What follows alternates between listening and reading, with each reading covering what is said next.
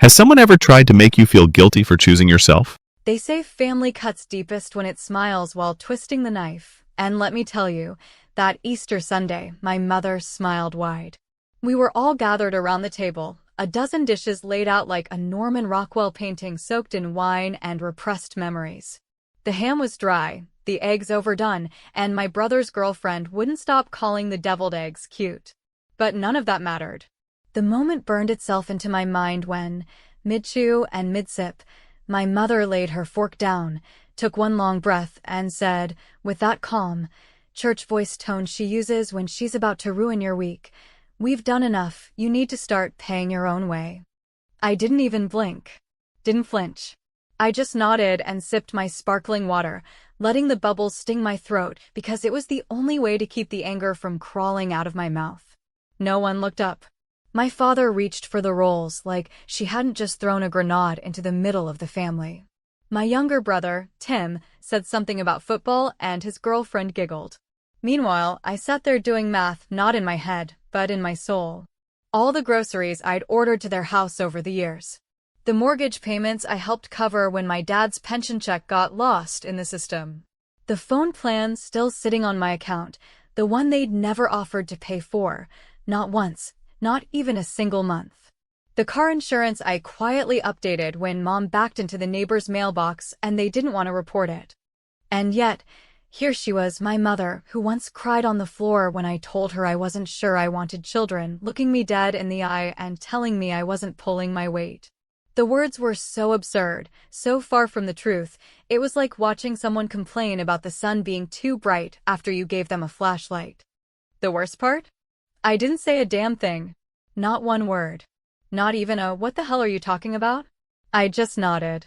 Because in that moment, something inside me shifted, quietly, permanently. It wasn't the kind of anger that comes with yelling or storming out. It was colder, steadier. A sort of acceptance that no matter how much I gave, it would never be enough for them to see me, truly see me. And if they wouldn't, then I didn't owe them any more of myself. So I finished my plate, made polite conversation, kissed my dad on the cheek, hugged Mom like nothing was wrong, and drove home in silence, white-knuckling the steering wheel all the way down I-95. When I walked through my front door, I didn't take off my coat. I didn't kick off my shoes. I sat down at my kitchen counter, opened my laptop, and logged into the financial dashboard I'd been using for over 7 years. 12 automatic payments sat blinking on the screen like little betrayals. Gas, electric, insurance, food delivery accounts, even a streaming bundle that included my mother's beloved British baking shows. I stared at those numbers, my numbers, and I felt something I hadn't in a long time, total, undeniable clarity. I didn't cancel them that night. Not yet. I wanted to make sure I was doing it for the right reason, not just spite. I slept on it, woke up the next morning, made a cup of coffee, and stood at the window watching the neighbor's kids bounce a basketball against their garage door. It hit me then, those kids would grow up and move away, and maybe they'd come back with arms full of support and help and silent kindnesses like I had. And maybe they'd hear something just like what I heard, on a casual Sunday, and feel like fools for thinking any of it ever mattered. That morning, I opened the dashboard again, one tab at a time. I hovered over each payment like it was a thread in a web I'd been stuck in since I was 22. I didn't call my parents. I didn't write an email. I just clicked cancel. One by one. Each click felt like pulling a splinter from my skin, sharp at first, then strangely relieving. By noon, the Wi-Fi was gone. By 2, my dad's Hulu account was logged out. By dinner time, the phone plan booted them both to prepaid limbo. And I didn't say a word. I just sat back and waited, not for revenge, but for reality to hit them like a slow, sinking ship. Here's the thing most people don't talk about. It's not the arguments that break a family. It's the quiet realizations. The ones you come to alone, without witnesses, when the room is still and there's nothing left to distract you from the truth. That Easter, while my mom passed judgment in a pastel sweater and pearl earrings, I realized I'd been more than a daughter. I'd been a financial crutch, an emotional punching bag, and the invisible scaffolding holding up their fragile little castle of denial. They didn't see it when I was buying groceries during the pandemic, so they wouldn't have to go out. They didn't see it when I paid for the plumber after the pipes burst. They didn't see it when I updated the thermostat app so my dad could control the heat from his phone. But I saw it. I lived it. And now, finally, I was done with it. The phone rang around 7. I didn't answer. My mother left a message. The Wi-Fi's out and the TV won't load anything. Can you come by tomorrow and look at it? Her voice was calm, pleasant even. Like nothing had happened. Like we were still playing the same old game. I listened to the voicemail twice, smiled to myself, and deleted it. That night, for the first time in a decade, I slept like a damn rock. But the next day is when the real fun began. Because when they realized what I'd done, the mask came off. And what was underneath wasn't pretty. Not even close. There's a particular kind of satisfaction that comes not from lashing out or yelling or demanding what you're owed, but from quietly, methodically reclaiming what was taken from you without consent and without gratitude, and doing it in a way so subtle, so unannounced, that the other person doesn't even realize what's missing until their world starts to hiccup and sputter and eventually fall apart piece by piece, and that was exactly the feeling that carried me through the Monday after Easter. As I brewed my coffee, fed my cat, and sat down at my desk with a sense of calm so foreign I almost didn't recognize it as peace. By 9 in the morning, I had already received 3 missed calls from my mother, each one spaced exactly 7 minutes apart, like she was trying to prove some point about urgency without appearing desperate, as if that rhythm would somehow summon obedience. As if I was still operating under the unspoken contract that being her daughter meant being her technician, her chauffeur, her banker, her invisible life raft, and above all, her silent partner in the charade that she had everything under control. I didn't answer, of course. I didn't even listen to the voicemails at first, because I already knew what they would say, something about the internet, maybe the TV not working, possibly a comment about those ridiculous streaming services being unreliable again, wrapped in a passive-aggressive vow, as if the real issue were technical and not, in fact, financial. I let the calls go to voicemail while I logged into my day job, ran a security scan for a law firm in Denver, and casually checked the family group chat only to find that it had gone suspiciously quiet, like the silence of a room where someone has just confessed something unforgivable. By noon, I got a text, not from Mom this time, but from Dad, which was notable in itself, because my father only texts in full sentences with proper punctuation and usually only when absolutely necessary. It read, "Hey Ash. Mom says the Wi-Fi is down and the TV apps aren't working. Any chance you can take a look when you get off work?" I stared at that message for a while, sipping my coffee slowly, feeling the tiniest curl of a smile start to tug at the corner of my mouth, not because I wanted them to suffer, but because, for once, I was going to let the consequences of their words and actions land exactly where they belonged, and I wasn't going to soften the blow with my usual fixes. Still, I waited. I didn't reply immediately. I didn't rush in like I always did, the way I had when their thermostat disconnected from the app and Dad couldn't figure out how to get the heat back on, or when Mom lost access to her email and assumed she had been hacked by the Russians. This time, I let the silence do the talking. It was a new language I was learning to speak, one where I didn't explain myself, didn't justify, didn't offer rescue where there had been no recognition. Finally, around 3 in the afternoon, I called back. Mom answered on the second ring, voice sharp and ready, like she had been preparing her script all day. "Well, it's about time," she began, not even bothering with a greeting. "The internet's been down since morning, and I can't get anything on the television. Your father says you might know what's going on." I inhaled slowly, exhaled through my nose, and replied with measured indifference, the kind that sounds polite on the surface, but is really a calculated withdrawal of emotional investment. "Huh. That's odd," I said, keeping my tone breezy. "Maybe the router's just old. Or maybe the account got flagged for inactivity. Not sure." There was a pause, the kind that stretches just a hair too long, where the other person senses something's wrong but isn't ready to admit it. Then she spoke again, her tone clipped. "Well, could you check? You set the whole thing up. You always handle this kind of thing."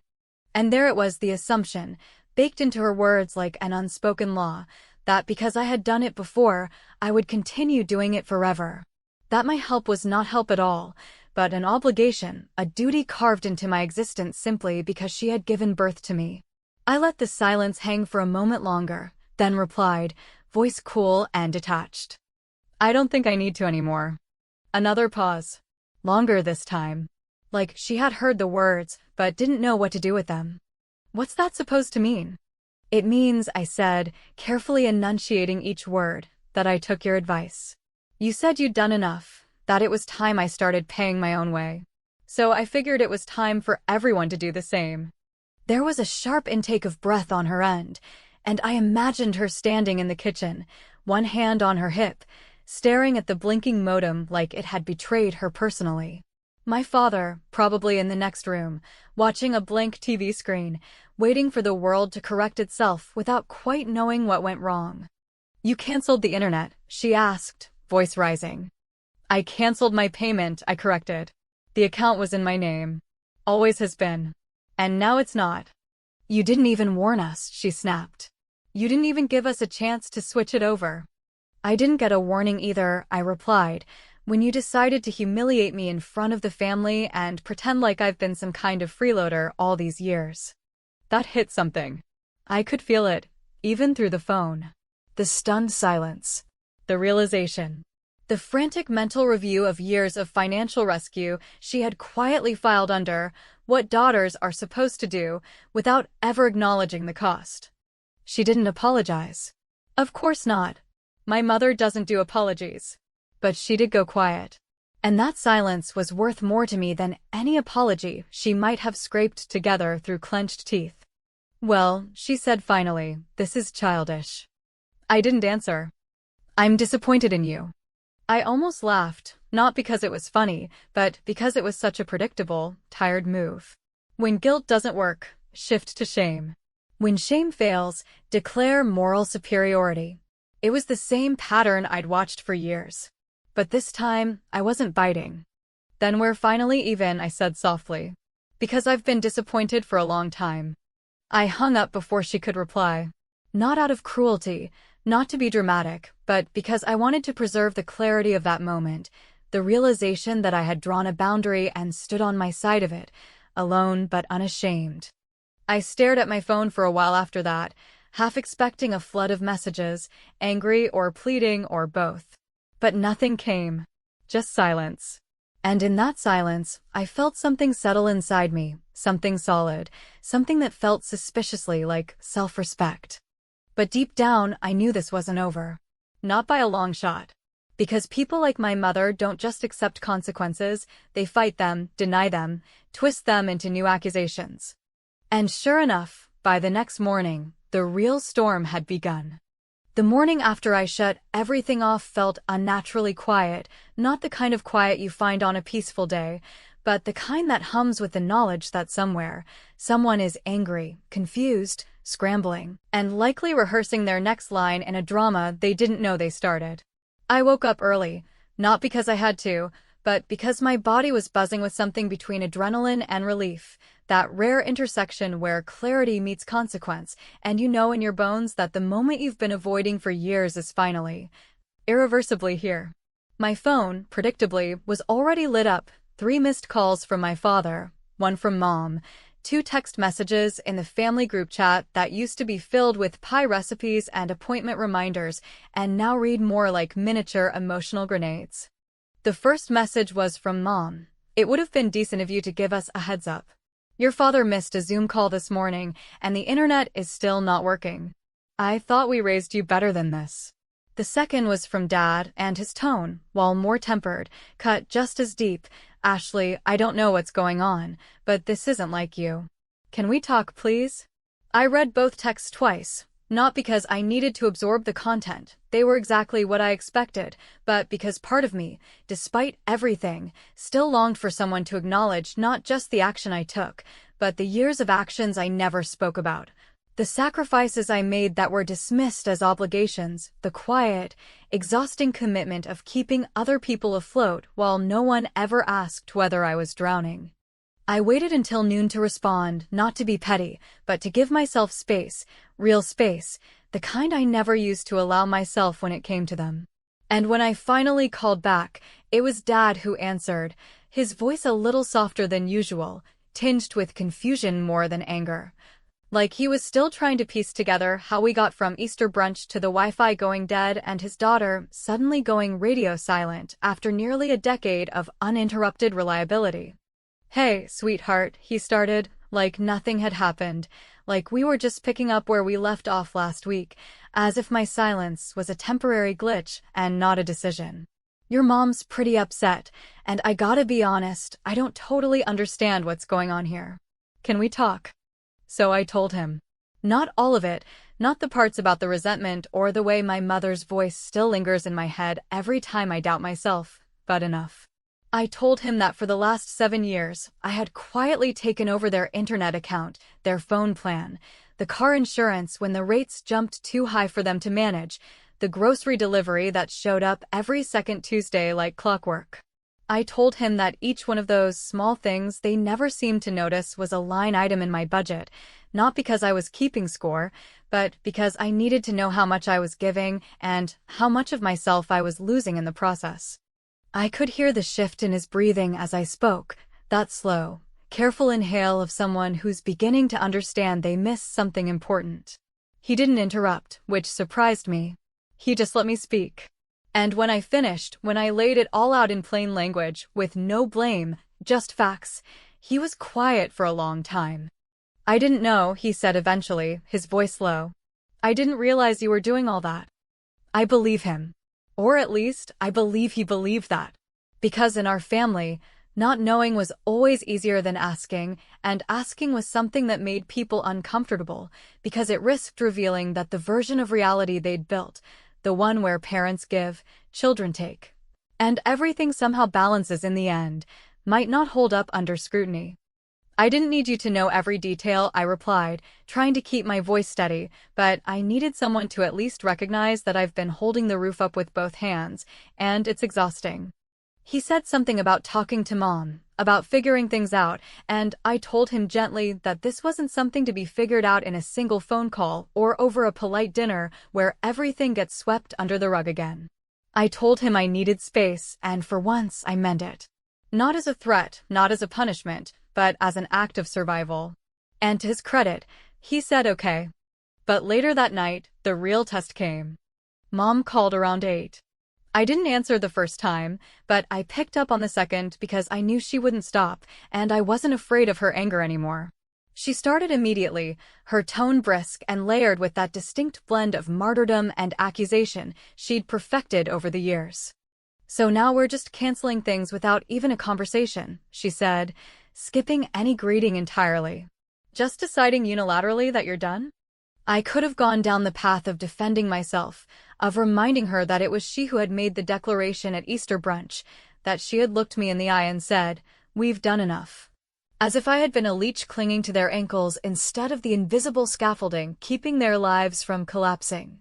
But instead, I asked her something else, something simple, something she wasn't ready for. "Would you have done the same for me?" There was a beat of silence. Then too, I could hear the rattle of her breath, the rustle of her sleeve against the phone. And then her answer came not in words, but in the way she avoided the question entirely.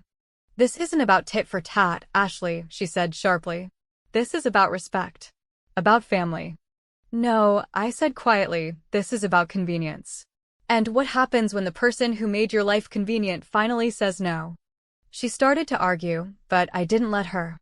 I told her that I had nothing else to give, not because I didn't love them, but because I finally loved myself enough to stop bleeding out for people who treated my effort like a given.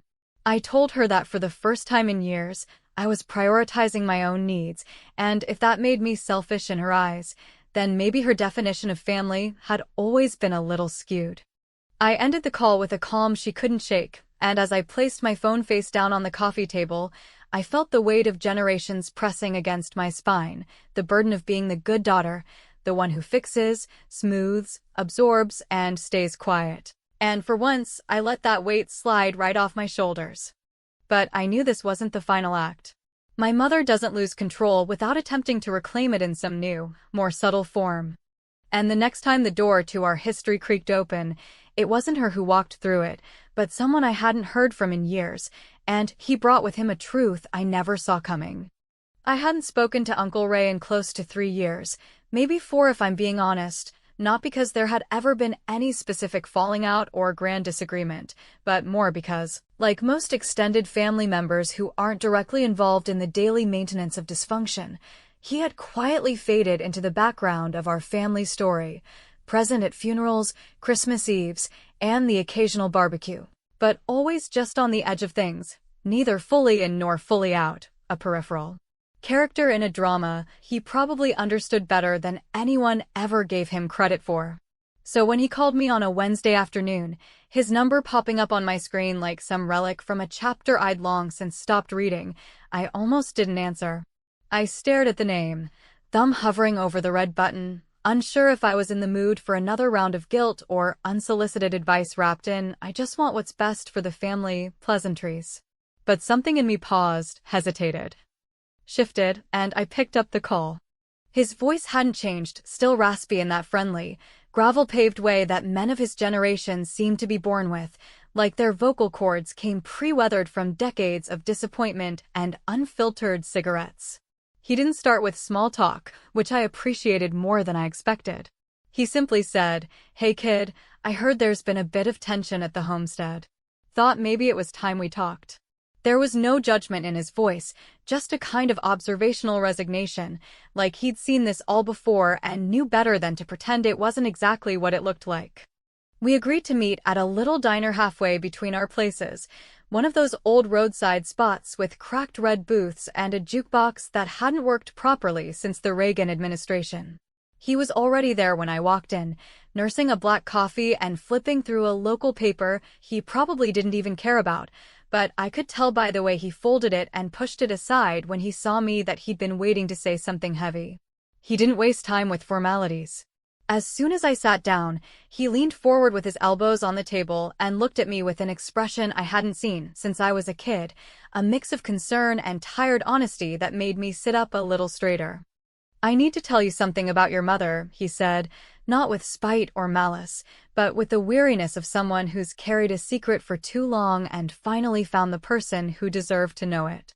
"And before I do, you gotta understand I didn't say anything before because it wasn't my place. At least that's what I told myself. But now, seeing what's happening between you two, I think maybe it's time someone actually told you the whole truth." I didn't speak. I just nodded, silently bracing myself for whatever was about to surface, and he took that as permission to continue. "Back when you were getting ready to start college," he began, "your mom came to me, said they were short on tuition money, that they were strapped from helping out with your dorm deposit, books, all of it. She asked if I could lend them some cash, 5 grand, to be exact. Said it was just to get over a hump, that you'd gotten some scholarships, but there were gaps, and they wanted to make sure you had what you needed." I didn't think twice. I wrote the check. He paused, letting the weight of that number land, and then continued, slower now, as if speaking the words out loud still made him uneasy. "But then, a couple years later, I was talking to your dad at a cookout, and I asked him how that tuition situation had ever gotten worked out. He looked at me like I had 2 heads and said, 'Oh, Ashley got a full ride. We didn't have to pay a dime.' I didn't say anything to him. Figured maybe your mom just didn't tell him she borrowed the money, maybe she meant to pay me back and just forgot. But time passed, and the check never got mentioned again. When I finally brought it up to her, months later, she brushed it off. Said things had changed, and the money had gone to other expenses. She made me feel like the bad guy for even asking." He looked at me then, not with pity, but with something closer to apology, as though he was handing me a truth I never asked for but needed nonetheless. "I didn't know what to do with that," he said. "So I let it go. I told myself it wasn't worth starting a fight over. But watching her now, acting like you owe them something after all you've done, well, it didn't sit right with me. So here we are." I didn't respond at first. I just stared at the chipped edge of the table, my mind spinning, rewinding, trying to overlay this new information onto everything I already knew about my mother, the constant need for control, the carefully crafted image of self-sacrifice, the subtle manipulations dressed up as concern. And now this. A lie that had sat, calcified, beneath years of her pretending she had given up so much for me, when in fact, she had taken something meant for me and spent it on God knows what. You know what's wild?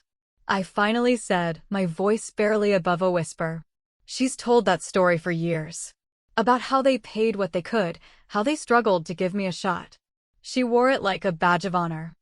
Ray nodded, his eyes tired. Some people build their whole identity on being the martyr. It's hard to let go of that. I wanted to be angry, to throw something, to yell about the betrayal, but instead, all I felt was hollow.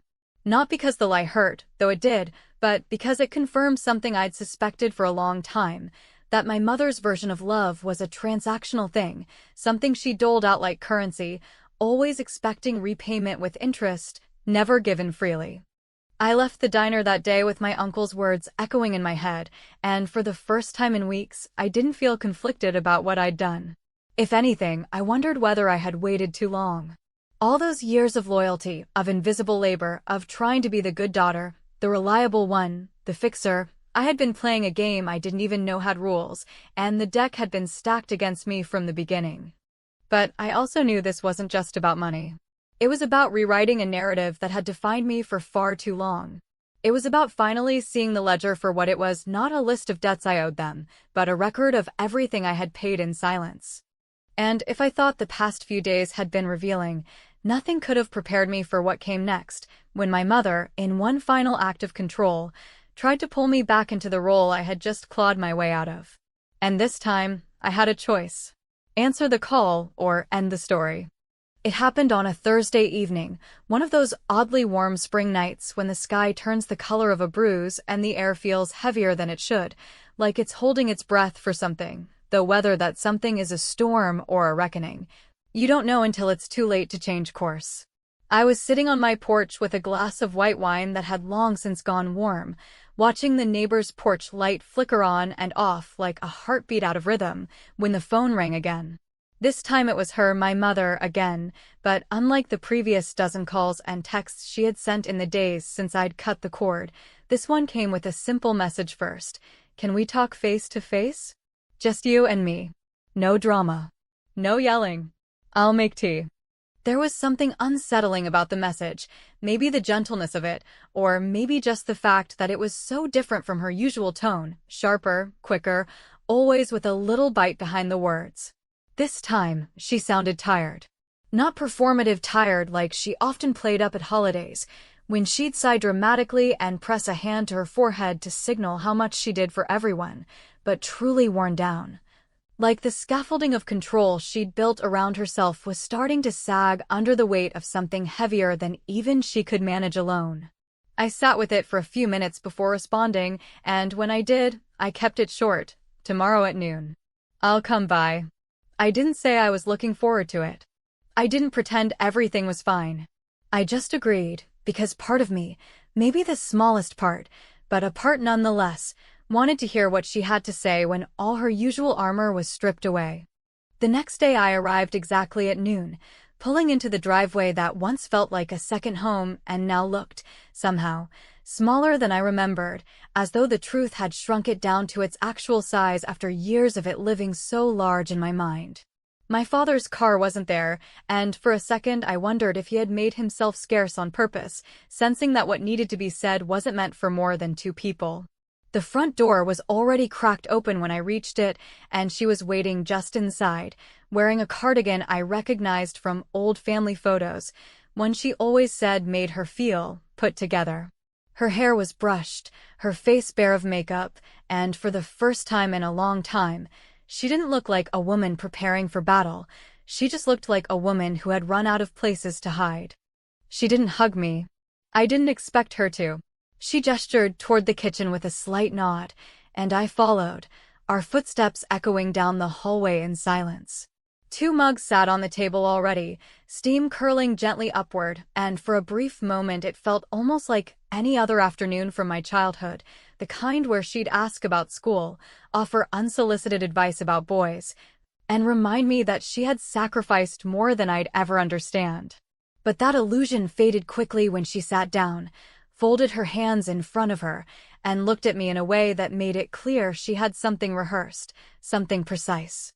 "I want to say something to you," she began, and I could already tell she had been practicing these words in her head for days, maybe weeks, trying to find the version of the truth that wouldn't indict her too harshly, but would still sound enough like remorse to pass for it.